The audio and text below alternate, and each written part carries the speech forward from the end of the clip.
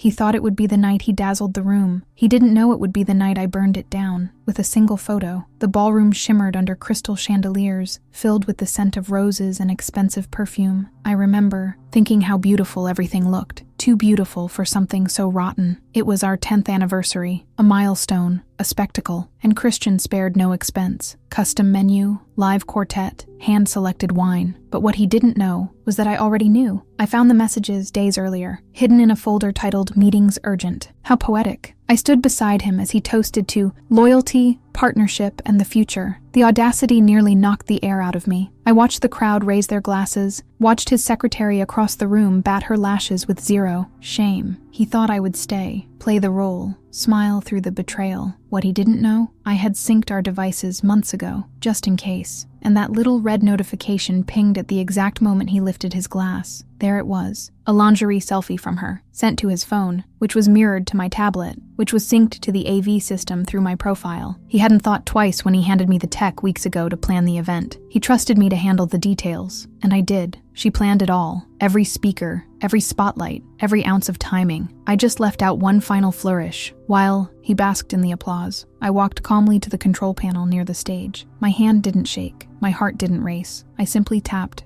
AirPlay. And in a second, the image filled the ballroom screen, floor to ceiling, red lace, his name in the caption, no filter, no context needed. You could hear the sound of 200 gasps before the music even stopped. Christian froze. The glass slipped from his hand, shattering across marble tile. His face went ghost white. The room turned into a storm of whispers. Phones raised, jaws dropped. He looked at me, finally, like he was searching for the woman he married, but she wasn't standing there anymore. That woman, she cried in silence for months, while he rehearsed speeches and made dinner reservations with a lie in his mouth. Didn't speak. I didn't have to. I stepped aside, let the image linger, let the shame settle into the velvet curtains and monogrammed menus. My silence was my answer, and it was louder than any public fight could ever be. People started leaving, some out of discomfort, some out of fear they'd be next. The ones who stayed, they stared at Christian like he had just taken off a mask. He scrambled. "It's a joke," he said. "An old photo, out of context." But the truth came out, and there was no putting it back in the box.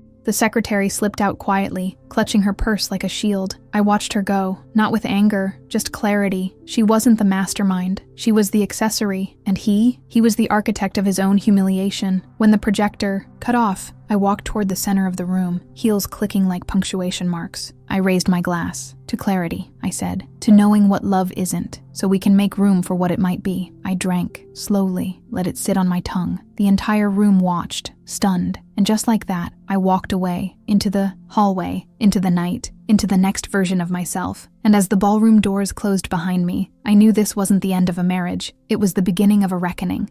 He left breadcrumbs thinking I'd never follow them, but I turned everyone into a weapon. After the ballroom exploded, I didn't sleep. I didn't cry. I sat cross-legged on the floor of my home office and opened every synced folder, every email string, every group chat he never bothered to log out of. His arrogance was my greatest gift. He truly believed I wasn't watching. He thought I would stay distracted, grateful, passive. But what I found? It went far beyond lingerie selfies. It was a blueprint of betrayal. The affair was only the tip. There were spreadsheets, legal drafts, strategy memos between him and his firm's lawyers. About me, not about the divorce, but about how to strip me clean. She's emotionally unstable. We need to get ahead of her. Move the offshore account before she suspects anything. Her family won't back her if we leak the counseling notes. I read every line. I didn't scream. I saved the PDFs. She planned it all, and now, so did I. He had already drafted divorce papers, 3 versions. One amicable, one adulterous but sealed, and one with full financial domination. He was waiting for the right moment to blindside me. The anniversary party was just a mask. Underneath, he had been building my collapse brick by brick. He broke me first, not with a single act, but with months of manipulation dressed as routine. There were messages with Nicole too, more than I ever wanted to see. They mocked me. "She still thinks you're obsessed with work. She doesn't even suspect." She cried in silence the last time I canceled date night. It's like watching a sad movie. He shared my pain like gossip, turned my vulnerability into locker room jokes. But that same digital trail? It would become the fire that burned his empire down. I cataloged everything, created a hard drive copy, sent it to Chloe, encrypted. She called me 20 minutes later. "Julia, this isn't just cheating. This is premeditated financial and emotional abuse. You have enough here for a courtroom and the press." The truth came out, not because he confessed, but because he forgot who he married. I dug deeper, found fake invoices tied to company cards, trips listed as consulting weekends that were actually spa getaways with Nicole, business dinners charged under my name, and worst, a thread labeled "The Clean Exit,"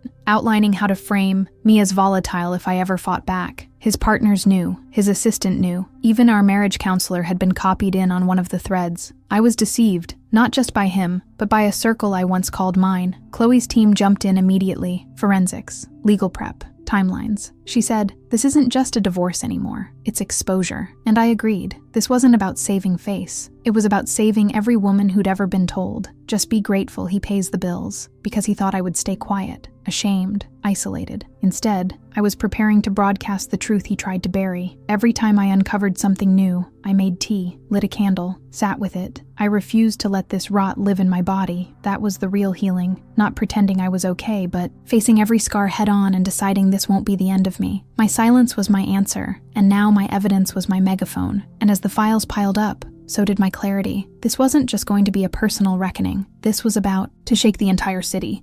He didn't just betray me in private. He built a life where the betrayal was public, and no one dared tell me. The day after the ballroom bombshell, my name was on everyone's lips. Not Julia Matthews, the philanthropist. Not Julia Matthews, the board chair. Just, "Did you see what she did?" Texts poured in from people who were there, people who weren't, people pretending to care, people pretending to be shocked. But nothing stung quite like what came next. Silence from the ones I thought would have warned me. My inner circle, my own blood. Turns out, nobody believed her because they all already knew. My sister admitted it first, shaking, eyes full of pity. "I didn't know how to tell you. I thought you'd leave me too." Leave her? For what? For failing to speak when I was drowning? I was nothing to him, but she knew, and said nothing. A few close friends came forward next. "He said you were fragile. He made it seem like you were okay with it. We thought it was complicated." No, it was simple. It was betrayal. I walked through my life like a museum of memories, now contaminated by lies. The dinner parties, the charity galas, every fake smile, every toast we made in front of friends who knew. I wasn't just angry, I was humiliated, but I didn't cry. She cried in silence already. That part of me was done. Now, I was listening to a different voice inside me, the one that said, "Stand taller, speak louder." So I did. I went live, not for attention, for accountability, for truth. Christian Matthews, I said into the camera, is not just a man who cheated. He's a man who schemed, who manipulated, who planned to erase me from my own life, and many of you helped him do it. The comments exploded, screenshots spread, and just like that, the truth came out, from my mouth this time. I named names, not to hurt, but to free myself. The lawyer who drafted his papers, the mutual friend who helped manage the narrative, the PR firm who'd prepped a statement in advance in case I made it messy. They'd all been part of it, willing or silent. And now, she exposed him, and with him, all the systems that enabled him. The press turned on him fast. Corporate, power play gone wrong. Betrayal behind Boston's golden couple. Some called it scandal. I called it correction. Christian tried damage control. He hired new PR, spoke of marital challenges and deep regret, but it was too late. Because what he didn't realize was that he never saw it coming. A woman betrayed, prepared, and no longer interested in protecting the lie. At a private gathering weeks later, someone whispered, "I would have kept quiet. You're so brave." But it wasn't bravery, it was necessity. When your life becomes a war zone built by someone else, eventually you have to fire back. And that night in the ballroom, that wasn't revenge, that was self-defense with a spotlight. I lost friends, I lost invites, I lost the illusion of safety. But what I gained, that was worth everything, because he betrayed me. And now I wasn't just healing, I was burning the foundation they built around me, and laying my own. And as the whispers turned to silence, I knew the fallout wasn't the end. It was the fire I'd needed all along.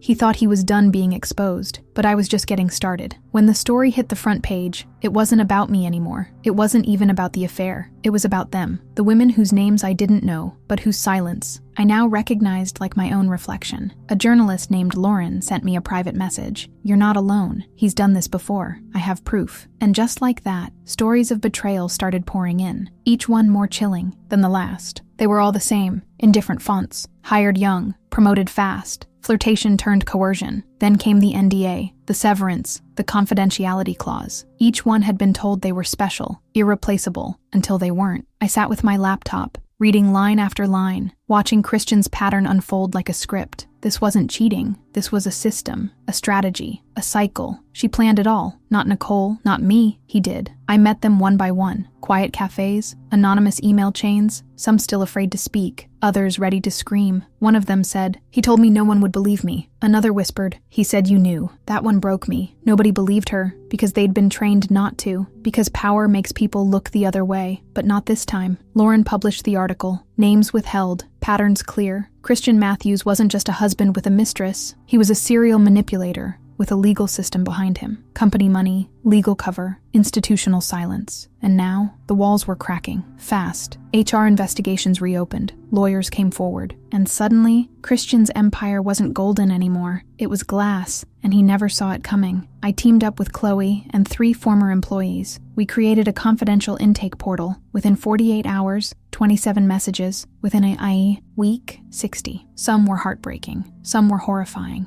One woman sent her resignation email. Never sent, filled with lines like, "He stood too close. He threatened my visa. He touched my back and said I was lucky." I was deceived, but I refused to let them carry that alone. We held our first roundtable. Virtual, encrypted, anonymous, faces blurred, but voices, strong, shaking but present, and I listened deeply. This was no longer about revenge. It was about reconstruction, reclamation, because he broke me first, but I was piecing together something bigger than just my own story. Christian's firm issued a statement. "We take all allegations seriously," but we knew better. Those statements were wallpaper. We were here for the demolition, and the more we shared, the louder it got. News segments, podcasts, whispers in boardrooms that used to ignore us. Suddenly, the man who silenced so many with NDAs was the one being publicly stripped of credibility. She exposed him, but what mattered more was why. Not for headlines, for healing, for every woman who walked out of a job thinking maybe it was my fault, for every silence paid off with a bonus check and a non-disclosure. Not anymore, not on my watch. And as our network grew, so did my fire, because the personal was now political, and I was just getting warmed up.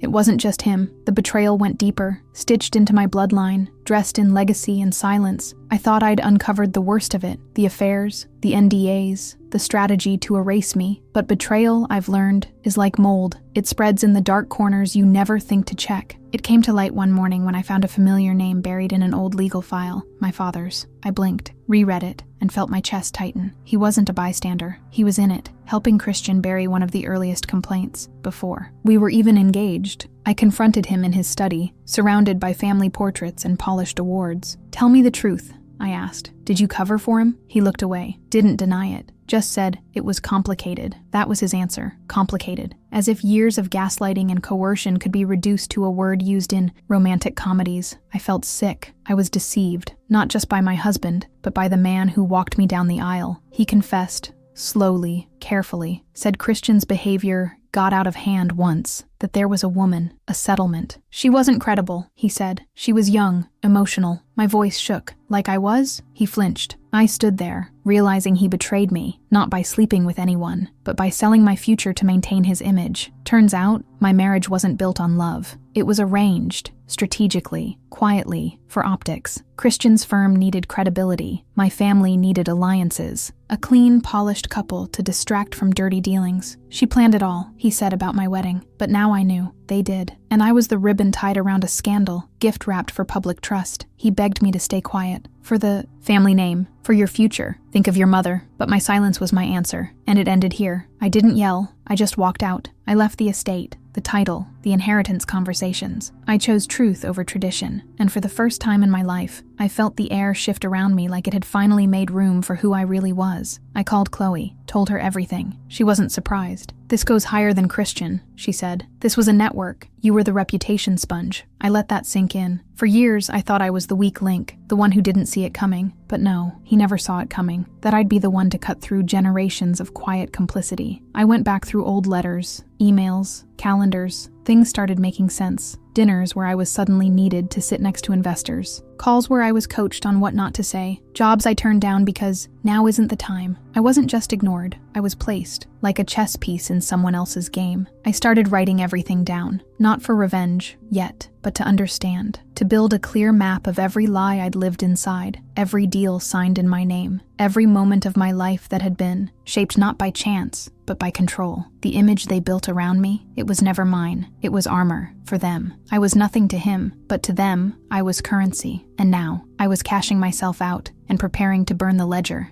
They built their world on silence. I answered with subpoenas and a microphone. When I met Samantha Dean, I knew instantly. This woman wasn't here for small wins. She sat across from me, calm, razor sharp, and said, "We're not just filing for justice. We're creating precedent." That word lit something in me. Revenge is temporary, but precedent? That's permanent. That's what changes the rules for the next woman walking into a boardroom. Not knowing what waits behind the polished doors, we started with evidence, dates, documents, messages, every breadcrumb Christian and his partners left behind, misused funds masked as retreats, settlements paid from company accounts, emails that used my name, without my consent, as a brand prop for investors. She'll be at the gala. Julia's hosting the conference. I was nothing to him, but publicly, I was everything. A shiny distraction from a filthy operation. We brought in experts, employment lawyers, forensic accountants, survivors turned advocates. Each piece of the puzzle formed something uglier than I imagined, and stronger than I feared. Chloe and Samantha worked like surgeons, clean, focused, ruthless with the truth. When we filed our formal claim, it wasn't just a lawsuit. It was a warning shot, one the SEC couldn't ignore. The media picked it up fast. First whispers, then headlines. Matthews consulting under federal review. Power couple implodes amid allegations. But the best part? We weren't the only case. Other women came forward. Clients, former assistants, even junior investors. The system they built to protect themselves was crumbling under the weight of the truth that came out. From all of us. Christian's lawyers panicked. They tried everything. Intimidation, delay tactics, even backdoor offers. But I wasn't afraid of court anymore. I welcomed it. I wanted the transcripts. I wanted the depositions. I wanted the lies under oath. Because for too long, my silence was my answer. Now, my voice was their undoing. During my testimony, I looked directly at the panel. "This isn't just about a marriage," I said. "It's about power. It's about what happens when abuse hides in boardrooms and wears tailored suits." I named names. I explained systems. I told them how my father helped seal deals with weddings, how Christian weaponized my reputation to close clients and crush dissent. And I told them this: I'm not here to reclaim what was taken. I'm here to make sure no one else has to lose it in the first place. The room was silent. No cross-examination could touch that, because he broke me first, and now I was whole, by choice, by fire, by force. The probe opened, files seized, a board reshuffled. What they built over decades collapsed in weeks, and the ones who watched it fall cheered. But the real shift wasn't in court. It was in conversations. I got letters from interns, from retired executives, from women who said, "You just said what I couldn't." I framed the first one, taped it inside my closet, next to the old invite to the anniversary gala. 2 documents, one marking betrayal, the other marking rebirth. And as Samantha and I walked out of the courthouse that day, she looked at me and said, "You didn't just win, you changed the game." They tried to write me off as collateral damage. I came back as a movement. Rebuilding wasn't glamorous. It was quiet, slow, messy, but it was mine. And for the first time in years, every step I took was mine too. I didn't return to who I was before Christian. I couldn't. She was gone. He broke me first, and I honored that grief. But what rose from that pain wasn't a woman who needed to be protected. It was a woman who knew exactly what needed to be dismantled. I started with the emails, hundreds of them from women who'd seen my story unfold in the media, consultants, assistants, executives, even interns. They'd all been cornered, gaslit, dismissed. One message read, "I didn't realize how much I'd swallowed until I heard you speak." And that's when I knew I couldn't just move on. I had to move through and bring others with me. So I launched the Boston Workplace Justice Initiative. Chloe and Samantha helped shape it. We built safe reporting systems, paired survivors with legal advocates, held workshops on power dynamics, consent, silence. It grew faster than I imagined. What began as a website became an office, a hotline, a task force. And with every headline Christian lost, I gained another ally. She planned it all, not for vengeance, but for real, tangible change. Then came the invitation. A Fortune 500 firm reached out, asking me to consult on ethical restructuring. I almost deleted the email, but Samantha said, "Don't punish yourself by playing small." So I accepted. And soon, I wasn't just speaking about trauma, I was shaping policy. The woman once mocked as Christian Matthews' fragile wife was now leading conversations about power, money, and justice at the highest levels. Former clients came back. We supported the wrong side. We're sorry. Some meant it, some didn't. I learned to tell the difference, but I accepted their presence, not as validation, but as proof. I was nothing to him, but now I was everything to this mission. I didn't need their praise. I needed their platforms, and I used them. I spoke at summits, sat on panels, mentored survivors. One night, standing in a room full of executives, I looked around and said, if your code of conduct only protects people who look like you, then it's not a code. It's a costume. The room went silent. Then someone clapped, then another. And just like that, the air shifted. The truth came out, and this time, people listened. I framed a single quote in my new office. They told me I was overreacting. Now they call it policy. That's what happens when revenge grows up. It stops looking like fire and starts looking like structure. I didn't just want Christian to fall. I wanted the system that protected him to fall with him. And in its place, we planted something unshakable. The best part? I didn't do it alone. I did it with the very women they tried to silence, and we weren't done yet. They expected me to disappear after the scandal. Instead, I returned, center stage, holding the mic. The ballroom looked almost identical. Same chandeliers, same velvet drapes, same scent of expensive florals that once masked betrayal. But this time, the air was different, warmer, cleaner, mine. I stepped onto that stage, not as Mrs. Matthews, not as a name attached to a scandal, but as a speaker, a founder, a survivor who refused to vanish. She finally left, and now she had come back, not to revisit the past, but to reclaim the space it tried to steal from her. I wore red, not for revenge, for rebirth, for visibility, for the fire I once hid behind pearl earrings and practiced smiles. The room was full, CEOs, advocates, survivors, allies, and in the front row, Ashley. Yes, that Ashley. Christian's rising star, the woman I once saw as a rival. She stood when I walked out, and when our eyes met, we nodded, not in shame, but in shared strength. Time doesn't heal everything, but it does reveal who's worth rebuilding with. I took a deep breath. 1 year ago, I began. This room held the biggest lie of my life. Murmurs, eyes wide. Tonight, it holds something better. The truth. Not just mine, ours. Because the truth came out, not as gossip, but as purpose. The audience leaned in, not out of curiosity, out of respect. They weren't here to watch me fall. They were here to witness what I'd built from the wreckage. I shared my story, not the headlines, the in-betweens. The night I stared at the ceiling wondering if I'd ever trust again. The moment I realized he broke me first, but I was the one still standing. The power of saying no, the power of saying nothing, the power of saying, I'm not done yet. And I told them what I'd tell anyone listening now. Your silence isn't weakness. Sometimes it's strategy. After my talk, people lined up, not to congratulate me, but to connect. One woman whispered, "My boss reminds me of your ex." Another said, "I thought I was the only one who felt crazy for being right." And Ashley, she hugged me, really hugged me. She said, "I didn't know what I was walking into back then, but I know what I'm standing for now." And just like that, revenge evolved into something bigger. Alliance. The board offered me a seat. I declined. "I'm not here to manage your optics. I'm here to make sure your actions change." They agreed. We signed a partnership with the Justice Initiative the next week. And as I looked at the signed documents, I thought of every time I was nothing to him and smiled. Because now, I was everything to a cause no one could silence again. I walked out of that venue lighter, not healed, not perfect, but whole. And when a journalist asked, "What would you say to Christian today?" I paused, then said, "Nothing." My life already answered for me, because my silence was my answer, and my voice, it became the movement.